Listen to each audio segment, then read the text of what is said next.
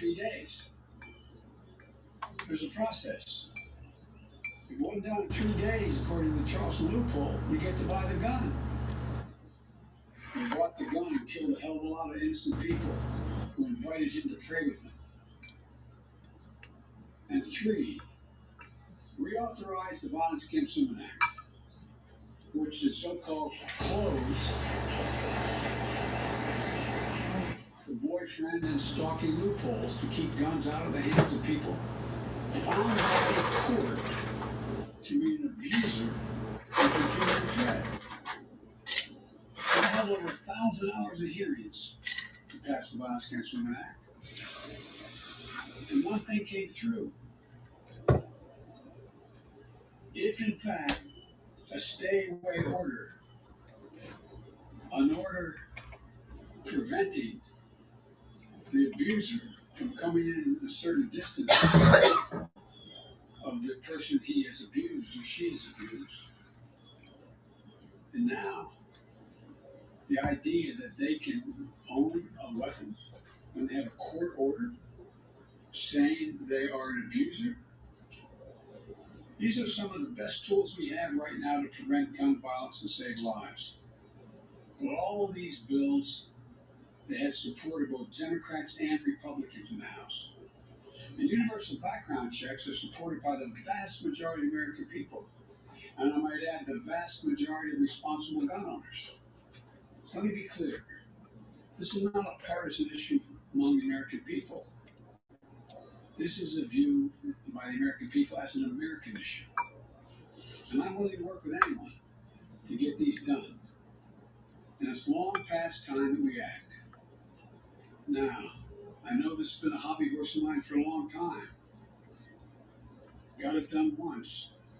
We should also ban assault weapons and high-capacity magazines in this country. For that 10 years we had it done, the number of mass shootings actually went down. Even law enforcement officials have told me and told other champions of this legislation they sometimes feel outgunned by assault weapons with large capacity magazines. There's no reason someone needs a weapon of war with 100 rounds, 100 bullets that can be fired from that weapon. Nobody needs that.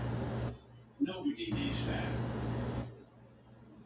We got that done when I was a United States Senator. It wasn't easy going up against the gun lobby, but it saved lives. And we should also eliminate gun manufacturers from the immunity they receive from the Congress. You realize, again, the people here, because they're so knowledgeable, it's on there in the Rose Garden. But what piece of people don't realize, the only industry in America, a billion-dollar industry, that can't be sued, as exempt from being sued, are gun manufacturers. Imagine how different it would be had that same exemption been available to tobacco companies who knew and lied about the danger they were causing, the cancer caused and the like. Imagine where we'd be. This is the only outfit that is exempt from being sued. If I get one thing on my list, the Lord came around and said, Joe, you get one of these, give me that one. Because I tell you what, there would be a come to the Lord moment these folks would have real quickly. But they're not. They're not. They're exempt. I know that the conversation about guns in this country can be a difficult one. But even here, there's much more common ground than anyone would believe. There's much more common ground. Everything that's being proposed today is totally consistent with the Second Amendment. And there's a wide consensus behind the need to take action.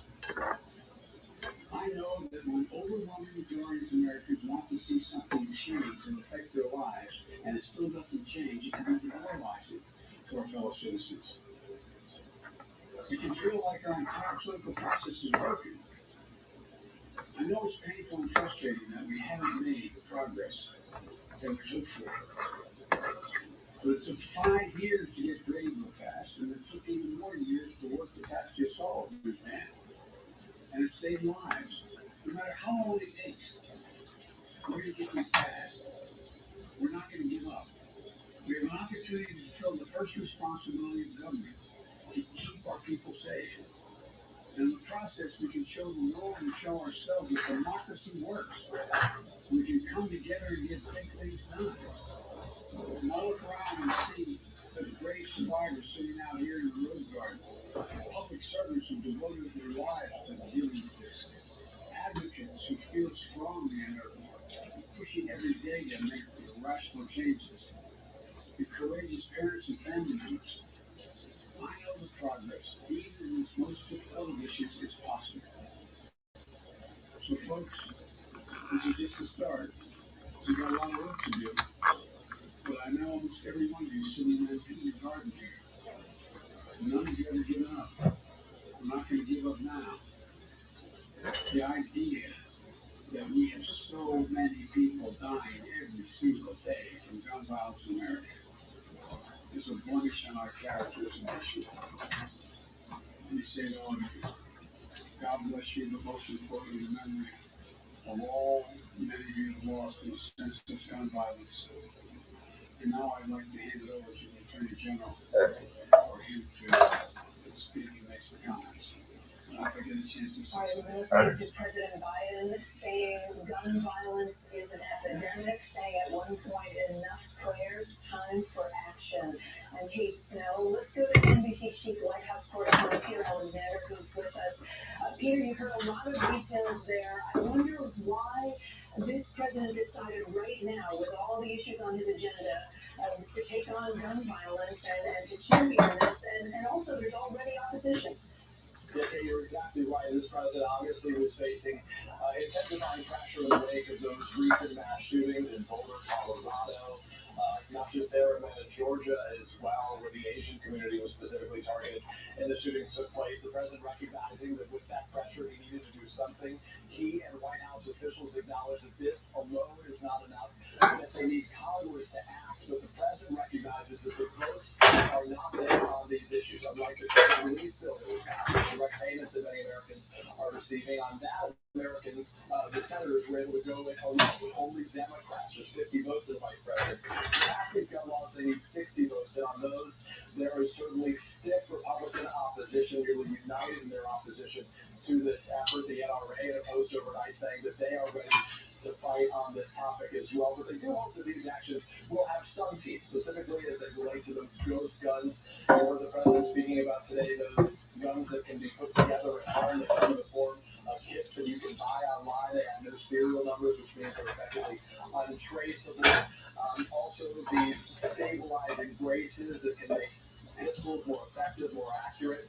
One of those is believed to have been used by the shooter in Boulder, where he's believed to have killed 10 individuals last month. So they are taking some steps here. Some moderate measures, obviously. The president alone can only do so much. And the White House is the first to face real challenges in Congress to get anything done on this. Peter, thank you. Let me go to political director, moderator, Meet the Press, Chuck, who's with us as well. Briefly, Chuck, to what Peter was just saying, this is politically incredibly difficult. Why do this right now? What's the long game? Well, Kate, I think it's a long game. This is all they're going to do. And I say that I think they want to do more, but I go back to something President Biden said at their first press conference, when he sort of made it clear that there were certain priorities that they were going to be able to accomplish, because in politics sometimes you do what's possible. Well, that's right. COVID relief was possible to accomplish. An infrastructure bill was possible to accomplish. You know what is not possible right now? Major gun legislation. Neither is major immigration legislation. So to me, Kate, and I'm not trying to downplay what the president did today, but this is what you're going to hear from the president on guns. I think there's a lot of activists that want him to do more, want him to put his shoulder in and fight for this on Capitol Hill. But this felt more like boy, we really hope we can change the conversation before we go back to Capitol Hill. Because frankly, that is the political reality. And I think Joe Biden has to prioritize. And at the end of the day, yes, today, but that's what they'll focus on as soon as tomorrow comes. Their infrastructure plan.